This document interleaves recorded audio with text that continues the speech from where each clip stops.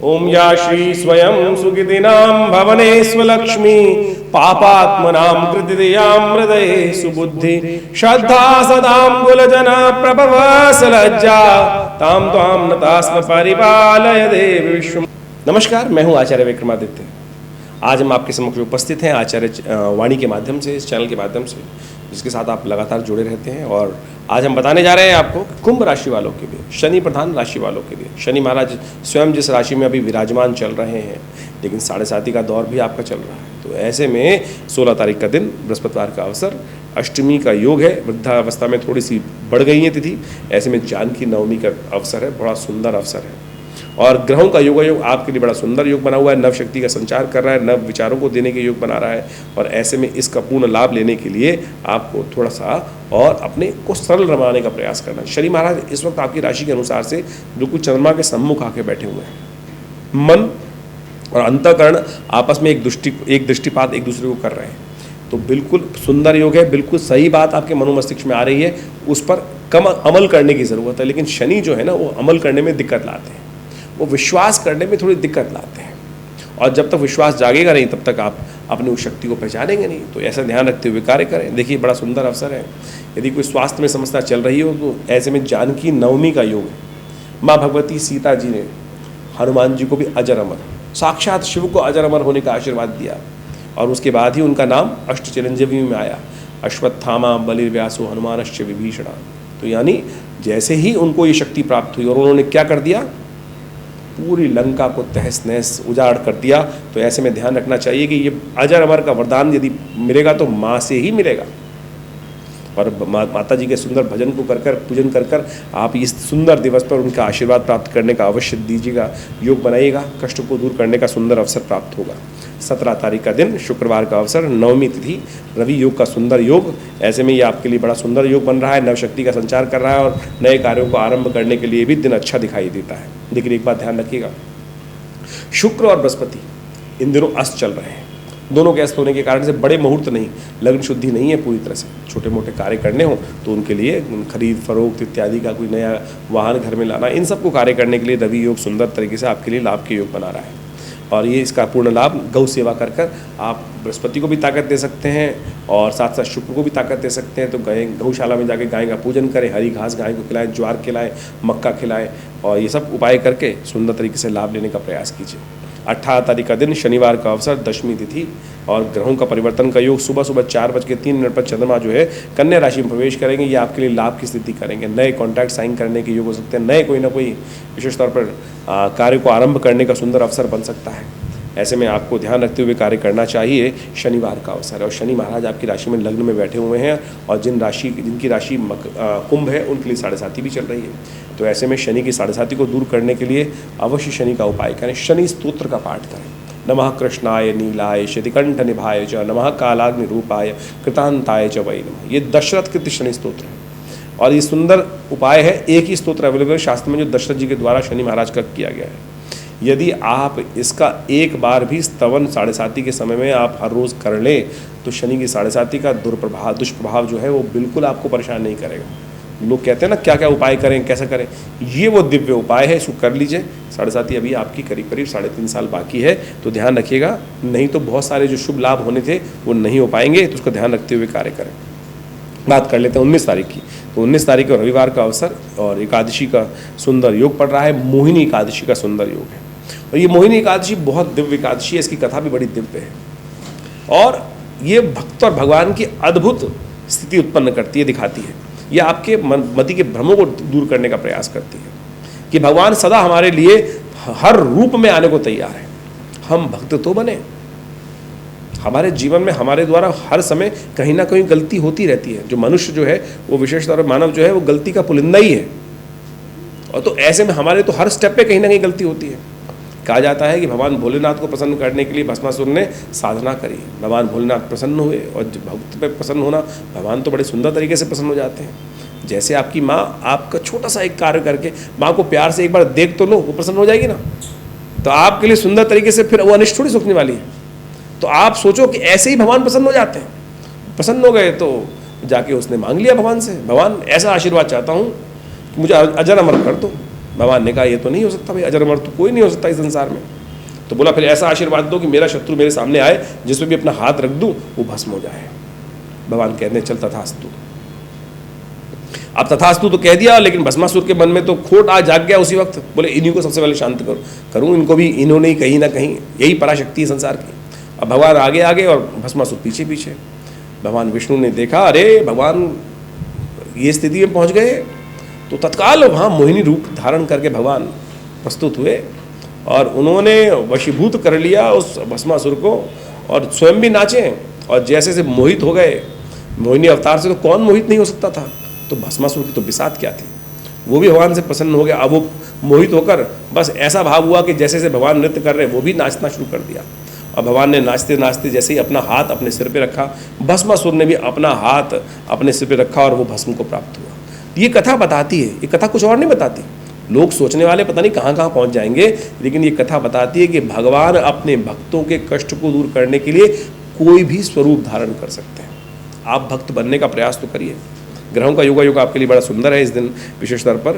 तो शुक्र ग्रह परिवर्तन का योग बना रहा है। शुक्र ग्रह आपके चतुर्थ भाव में बड़े सुंदर तरीके से विराजित होने जा रहा है, लेकिन अस्त अवस्था में उसको थोड़ी शक्ति देने की आवश्यकता है। तो नित्य प्रति जब तक ये शुक्र अस्त चल रहे, गौ पूजन अवश्य करने का प्रयास कीजिएगा, ये आपकी शक्ति को संचार करेगा। शुक्र ग्रह स्वग्रही होकर आपके चतुर्थ भाव में, सुख वाले भाव में विराजमान है, लेकिन कमज़ोर है। ये उपाय आप अवश्य कर लीजिएगा, देखिए कल्याण के योग बनेंगे। इस दिन भद्रा है, दोपहर करीब करीब 1-1:30 बजे तक। तो ध्यान रखिएगा नए कार्यों को 1:30 बजे तक हाथ में मत लीजिएगा, नहीं तो उसमें असफलता हाथ में लग सकती है। 20 तारीख का दिन सोमवार का अवसर, द्वादशी तिथि विराजमान है और उस दिन ग्रहों का परिवर्तन का योग भी बन रहा है। तुला राशि में चंद्रमा का प्रवेश होगा और जो भाग्य को जगाने का प्रयास करेगा, लेकिन शाम को। दिन में बड़ा अद्भुत योग है। ग्रहों का योग दिखाता है कि इस दिन सोमवार का योग है, द्वादशी तिथि उदया तिथि है और शाम के समय मध्याह्न काल में, दोपहर के बाद संध्या काल में त्रयोदशी का आगमन हो जाएगा और सोम प्रदोष का योग बनेगा। ये सोम प्रदोष वो योग है जो समस्त कष्टों को हर ले, समस्त मनोरथों को सिद्ध कर दे। कहा जाता है कि ऐसे में शाम के समय सूर्यास्त जब हो जाता है, उसे 40 मिनट, 42 मिनट, 48 मिनट तक भगवान शंभु पार्वती जी के साथ त्रिशूल लेकर इस संसार का भ्रमण करते हैं और जो उनका अभिषेक करता हुआ, उनका पूजन करता हुआ, उनके मंत्र का स्तवन करता हुआ मिलता है, उनके समस्त मनोरथ सिद्ध हो जाते हैं। तो देखो इन दिनों ग्रहों की स्थिति कैसी है, हमने आपको बताया। मंगल राहु की युति है, आपकी राशि के अनुसार से द्वितीय भाव में बैठी है। बृहस्पति महाराज अस्त हैं, शुक्र महाराज अस्त हैं, ज्ञान का देवता अस्त है। तो ऐसे में क्या करें? भगवान का आशीर्वाद। यदि भगवान का आशीर्वाद मिल जाए तो सब ग्रहों का अशुभ प्रभाव दूर हो जाता है। तो अवश्य यदि आपका, आपकी राशि, आपके बच्चों का या किसी का भी ऐसा ग्रहों का योग चल रहा है तो अवश्य इस शुभ तिथि में आप क्या करें? भगवान का सुंदर अभिषेक करने का प्रयास करें। शाम के समय सूर्यास्त के बाद समस्त दोषों को हरने वाला होगा और यदि आप घर पे कर लें तो बहुत अच्छा है, नहीं तो हमारे आश्रम में सुंदर व्यवस्था है। विवेकानंद योगाश्रम में आप इस सेवा का सहयोग ले सकते हैं। अपने नाम से भगवान शंकर का रुद्राभिषेक करा सकते हैं, करिएगा। देखिए समस्त कष्टों को दूर करने का योग बनेगा। देखिए हम ज्योतिष के दृष्टिकोण से आपके समक्ष समस्त ग्रहों के योगायोग को समझते हुए दिव्य पौराणिक का जो उपाय है वही बताने का प्रयास करते हैं। आमतौर पर आज ज्योतिष जो है वो ऐसे उपाय बताने के प्रयास कर रहे हैं कि जो केवल टोटके के रूप में होते हैं। पौराणिक मत कथाओं के माध्यम से शास्त्र में हमारी समस्याओं का निवारण करने का एक तो सूत्र भी समझाते हैं और साथ साथ उस रहस्य को भी बताते हैं कि इन उपायों को किस रूप से क्यों करना चाहिए। उन तमाम पौराणिक कथाओं का विशेष तौर पर यदि विश्लेषण करें और उन पंचांग में दी गई तिथियों को समझने का प्रयास करें तो हमारे जीवन के कष्टों को दूर करने के लिए, अनेक अनेक ग्रहों के दुष्प्रभाव को दूर करने के लिए जो वहाँ कथाएँ वर्णित की गई हैं, चाहे वो एकादशी की कथाएँ हों, चाहे वो पुराण में किसी रूप में भी उन सब शास्त्रों के अनुसार से बात बताई गई हैं, वो समस्त प्रकार से कहीं ना कहीं पराप्रकृति के अनुगामी है, प्रकृति के विरुद्ध नहीं है।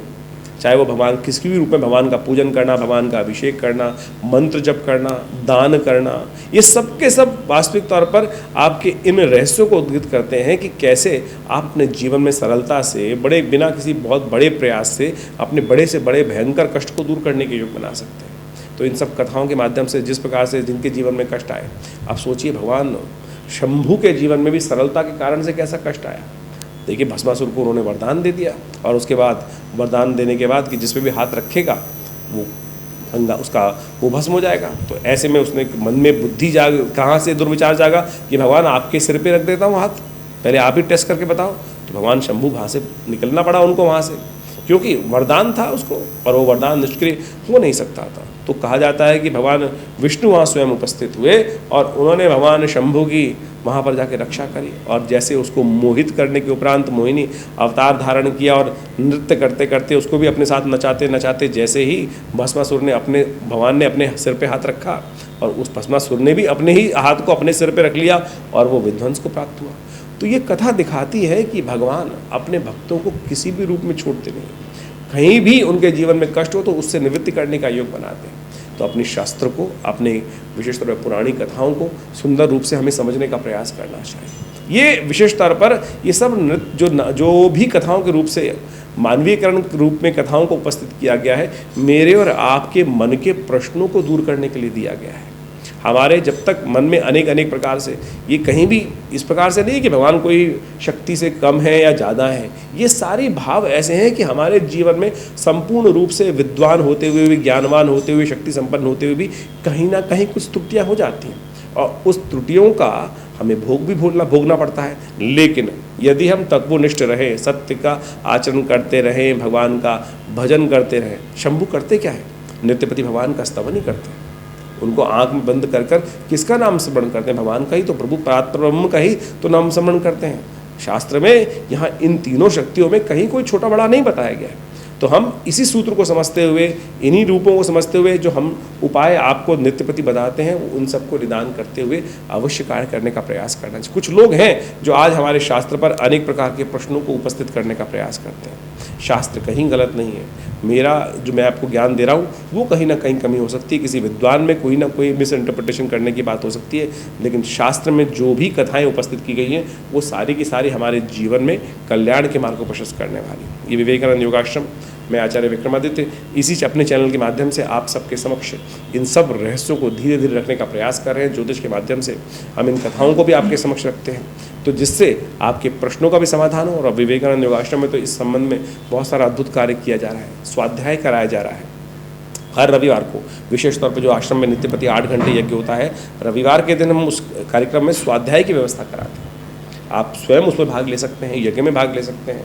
और भारतीय संस्कृति में यज्ञ प्रधान संस्कृति बताई गई है, लेकिन विचित्र विडंबना यह है कि आज हमारी संस्कृति यज्ञ शून्य होती चली जा रही है। यज्ञ हमारे जीवन में है ही, होता ही नहीं है। जहाँ जिस जगह कहा गया था बल विश्वदेव यज्ञ जैसे हमारे संस्कृति में उपस्थित किए गए कि नित्यपति हर व्यक्ति को अवश्य ये करने का प्रयास करना चाहिए। पहले तो चलो क्या हुआ, यज्ञ धीरे धीरे आक्रांताओं के कारण से संस्कृति का धीरे लोप होने का प्रयास होता रहा। फिर जो मॉडर्न व्यवस्था बनी उसके कारण से हम धीरे धीरे ऐसे हो गए कि ना हम पाश्चात्य संस्कृति को अपना पाए पूरी तरह से, ना अपनी संस्कृति को। पाश्चात्य देश आज हमारी संस्कृति को अपनाने का प्रयास कर रहे हैं। वो लोग समझ रहे हैं कि हमारे जो विश्लेषण है कितने सुंदर रूप से प्रकृति के साथ जोड़ने का है, लेकिन हमारे यहाँ कुछ लोग आज भी हमारी ही संस्कृति के अंदर ना समझते हुए, अज्ञान रखते हुए आज हमारी संस्कृति का ही उपहास करने का प्रयास करें। आज आवश्यकता है कि हम अपने बच्चों को पुनः उस संस्कृति के साथ जोड़ने का प्रयास करें। और ये संस्कृति बड़ी सुंदर है। ज्योतिष विज्ञान के माध्यम से हम इन सब बातों को, कथाओं को धीरे धीरे आपके समक्ष रखने का प्रयास करते हैं। तो आपके मन में भी कोई प्रश्न चल रहा हो तो चिंता ना करें, आप हमारे इस कार्यक्रम में जुड़ सकते हैं और अपने प्रश्नों का हम भेज सकते हैं, उन सबके निदान भी देंगे। हाँ, ज्योतिष विज्ञान के माध्यम से तो अवश्य, ज्योतिष एक चमत्कारी विज्ञान है, परम वैज्ञानिक विज्ञान है, जो आज बड़ी बड़ी सैटेलाइट्स के द्वारा जिन काल गणनाओं को आज नासा जैसे साइंटिस्ट वहाँ उपस्थित करते हैं, यदि पंचांग को हम देखें तो वहाँ उसका एक रूप अवश्य उपस्थित है। यदि उसको उनके साथ जोड़ने का प्रयास करेंगे तो देखिएगा कहीं ना कहीं उन गणनाओं को हम नासा की जो मॉडर्न कैलकुलेशंस हैं उनके कहीं समकक्ष ही पाएंगे। तो कैसे हमारे ऋषि उन्होंने इतनी सुंदर चीज़ उपस्थित करी उस समय में, जहाँ ना सैटेलाइट्स थे, ना टेलीस्कोप्स थे, ना कोई विशेष तौर पे कंप्यूटर्स अवेलेबल थे। तो आप समझें कि हमारी संस्कृति बड़ी अद्भुत है, वैज्ञानिक है। हमारे यहाँ चाहे योग, चाहे प्राकृतिक चिकित्सा, चाहे विज्ञान, जो भी बातें बताई गई हैं शास्त्र में वो बिल्कुल प्रमाणित हैं। उन सबको हम जीवन में उतारने का प्रयास करेंगे तो बड़ा सुंदर आपके प्रश्नों का समाधान भी मिलेगा, जीवन को जीना भी आसान होगा।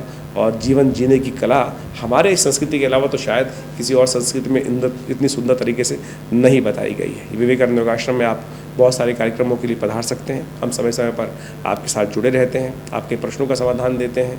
तो और भी यदि आपकी जन्मपत्री में कोई कष्ट आपको समझ में आ रहा है और कोई लग रहा है, कई बार हमारे मनोभाव में भी आता है, आपके मन में आने वाले विचारों को कभी इग्नोर नहीं करना चाहिए।